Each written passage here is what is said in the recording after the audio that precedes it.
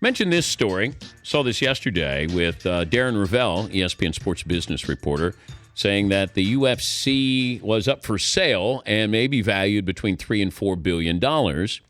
Dana White, by the way, will join us in about 15 minutes. He refuted what Darren had to say, but we figured let's bring both parties on if we could, and Darren joins us now. When did you first hear about the UFC up for sale, Darren? There were rumors a couple months ago, Dan, that the UFC had hired a bank. We had not figured out what the bank was, but that they were asking for a valuation of $6 billion. Let's remind you, they were bought in 2001 for $2 million.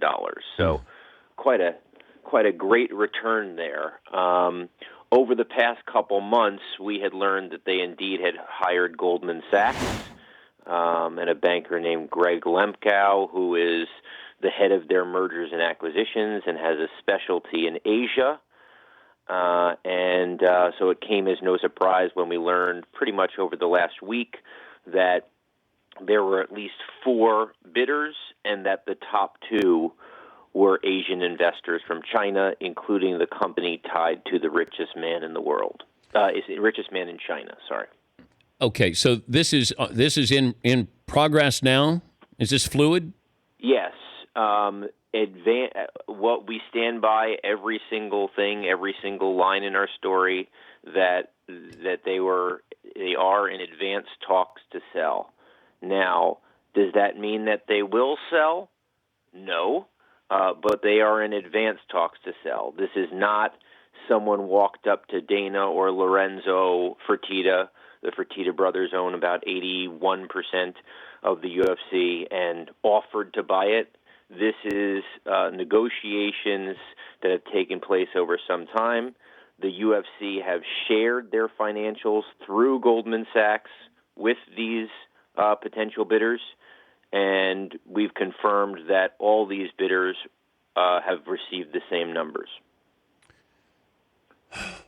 What would it mean if they, hypothetically, could they be selling just a portion of this, looking for an evaluation, not all of it?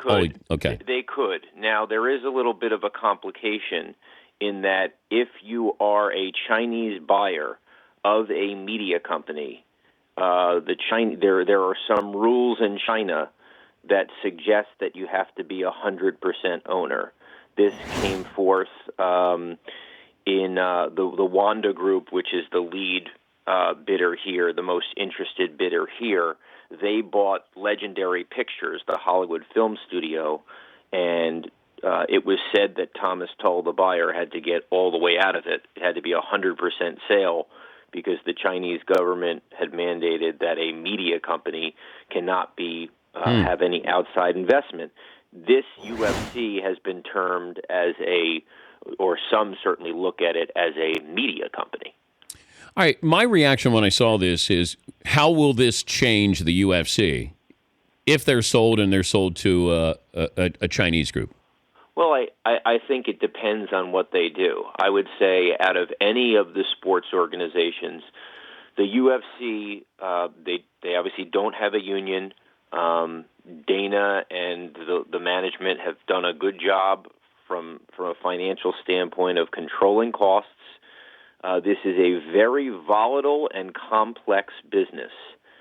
And, very simply, Vince McMahon once thought about buying the UFC, and it was thought ultimately he couldn't do it because he was not comfortable with the fact that he couldn't control the outcome.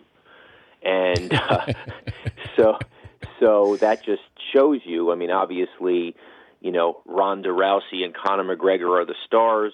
They're ahead in a fight by all accounts for 99% of a fight.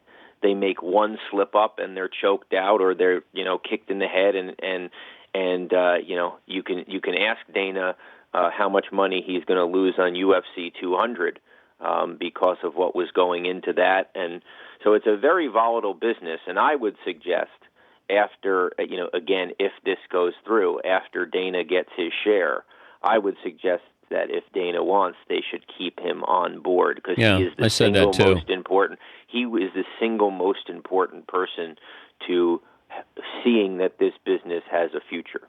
Before I let you go, why would Dana White deny your report? I don't know what his motives are.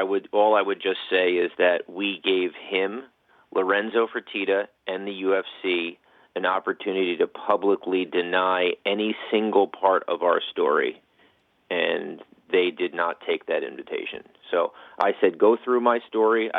Before the story was published, the UFC knew every single piece of information we had.